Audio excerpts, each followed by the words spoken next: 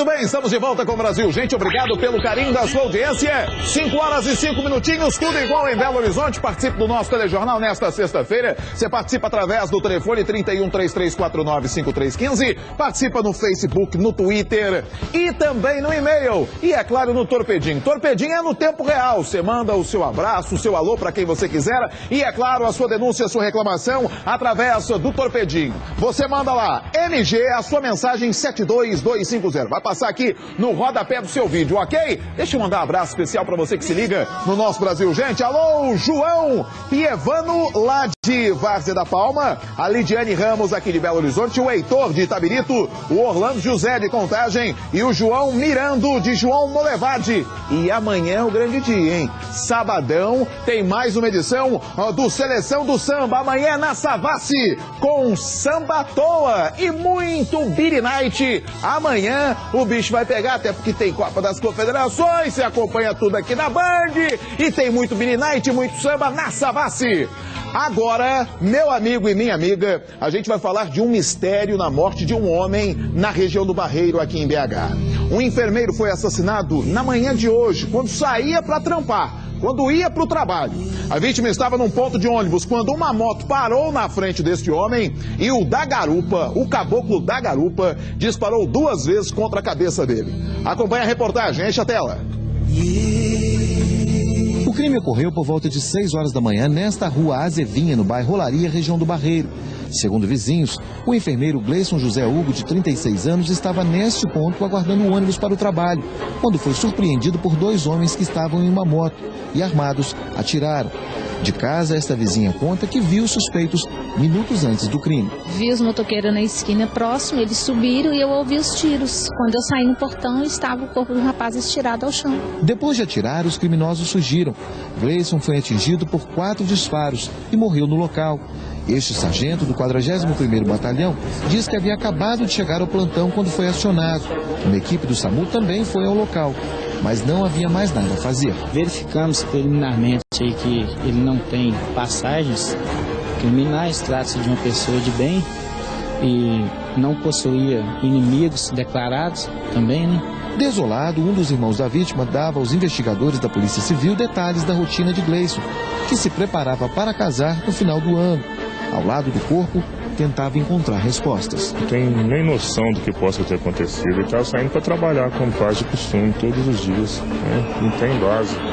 Não tem nem noção do que aconteceu. O corpo da vítima foi recolhido no final da manhã e encaminhado para o Instituto Médico Legal.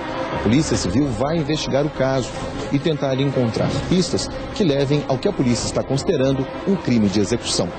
Possibilidade não descartada pelo fato da vítima ter levado 2 dos 4 disparos na cabeça. O crime de latrocínio foi descartado, já que nada da vítima foi levado. Parentes e amigos consolavam os familiares. Alguns mais abalados precisavam ser amparados. Vizinhos limpavam o passeio, onde havia marcas de sangue da vítima. O crime chocou até a polícia militar. A família está próxima aqui, bem próxima à residência, quase em frente à casa dele, né? Você chega e você vive aquele momento ali de angústia das pessoas, você acaba, mesmo com anos de profissão, você acaba se comovendo aí com o sofrimento das pessoas, né?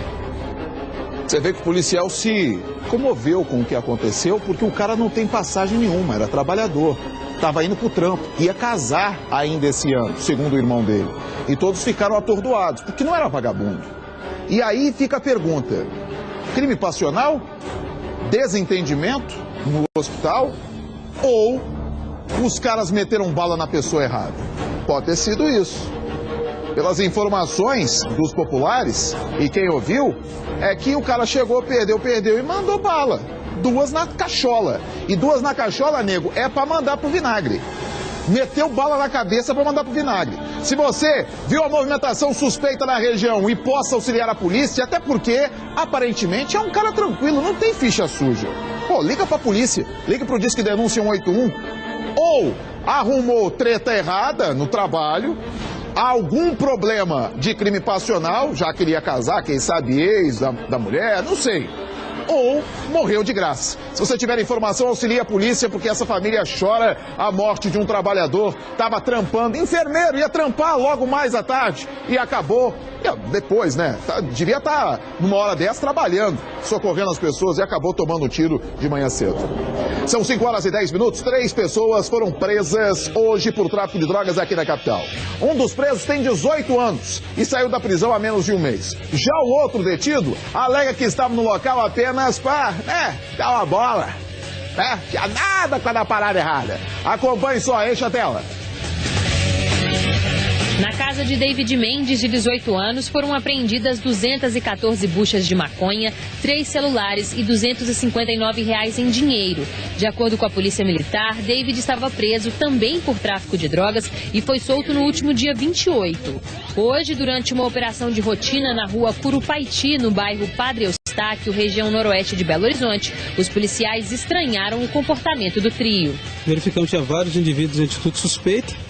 E no momento que efetuamos a abordagem, um deles estava tinha acabado de comprar na mão, o Felipe tinha acabado de comprar na mão do outro indivíduo conhecido como David, uma substância semelhante à maconha, né? Que era uma bucha no caso. Ele pegou e nos afirmou que o outro comparsa vendia. Diante dessas informações, conversamos com a mãe do David. A mãe do David nos autorizou a entrada na residência dela. E chegando na residência, deparamos no guarda-roupa dele todo o material que foi apreendido no local lá, as 211 buchas de maconha.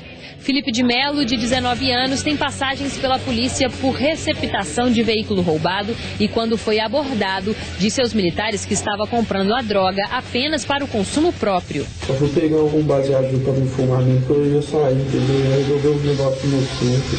Mas antes de eu sair, eu fui abordar pelos policiais, daí fui encontrado com a bucha de maconha no bolso.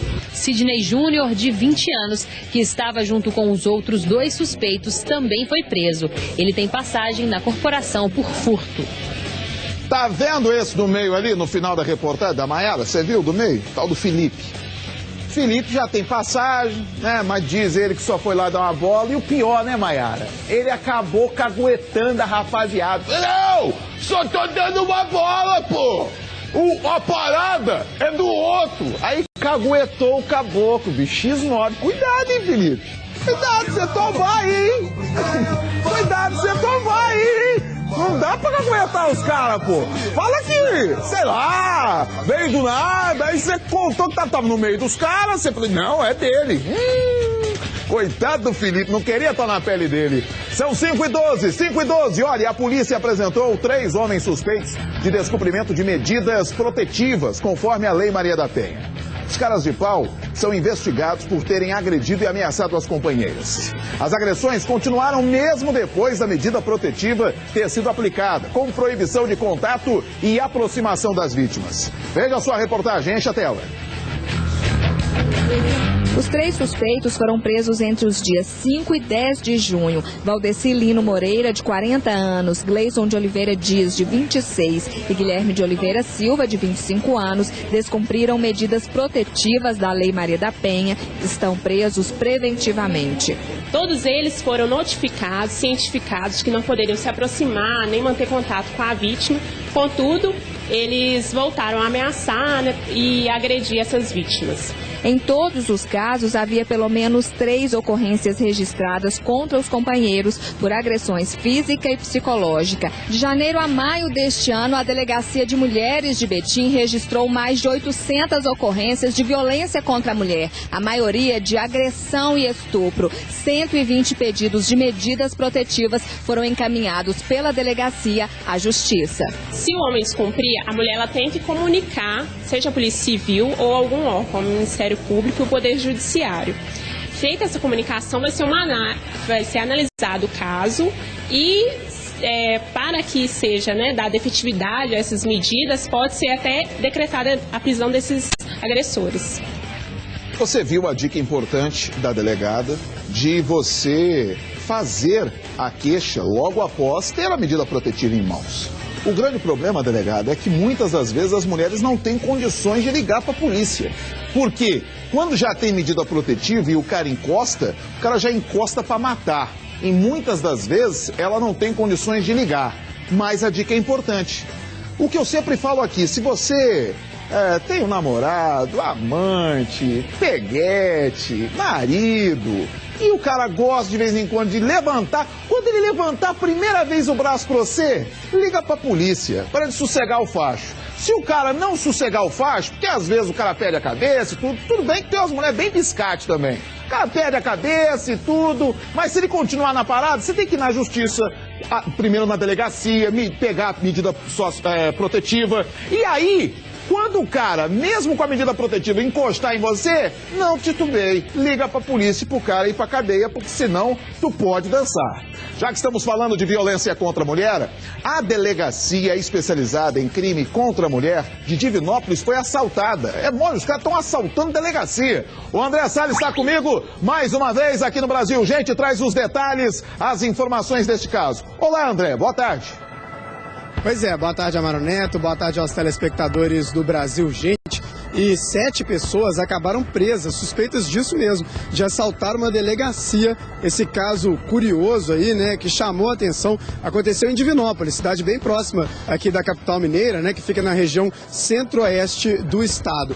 Os homens invadiram o local, levaram R$3.500 em dinheiro e, como se não bastasse isso, ainda quebraram uma janela e uma porta, deixando ainda mais prejuízos para o governo do estado, não é isso? De acordo com a Polícia Civil, Amaro, apesar de 7 pessoas terem sido presas inicialmente, no final apenas 2 foram autuadas e os outros 5 homens aí acabaram dando mais sorte, talvez por falta de provas, foram liberados em seguida. Mas, Amaro, é aquilo que a gente fala, né? A audácia, né, desses bandidos é tão grande que às vezes acaba não sobrando nem para uma delegacia. Eu volto com você. É isso mesmo, os caras estão roubando até delegacia. Obrigado aí, o André, trazendo as informações aqui na Band. Daqui a pouquinho tem o desafio do Pimba, gente. Mais um desafio da série a série Desafios do Pimbex. Hoje temos a volta do mestre Evandro. O mestre e as suas agulhas no desafio do aquário. Ele tentou arrebentar o aquário no estúdio, não conseguiu. Agora vamos ver nesta reportagem do Pimbex, dentro de instantes, no Momento Trolla, se ele vai ou não vai arrebentar o aquário. Eu sei e eu vi que ele, fora do ar, arrebentou um aquário aqui no nosso estúdio. Agora, quando entrou, né, quando a gente teve a programação, ele, por algum momento, não teve a concentração devida e não estourou o aquário. Daqui a pouquinho, vamos saber se nesse desafio, gravado pelo Pimbex, o nosso mestre Evandro conseguiu ou não arrebentar o aquário. Vou pro intervalo? Então vou pro intervalo. São 5h17. Eu vou pro um intervalo rapidinho, aquela coisa que você não vai nem sentir. Fica aqui com a gente. Daqui a pouquinho você vai ver muito mais no Olho da Notícia e no Olho da Band.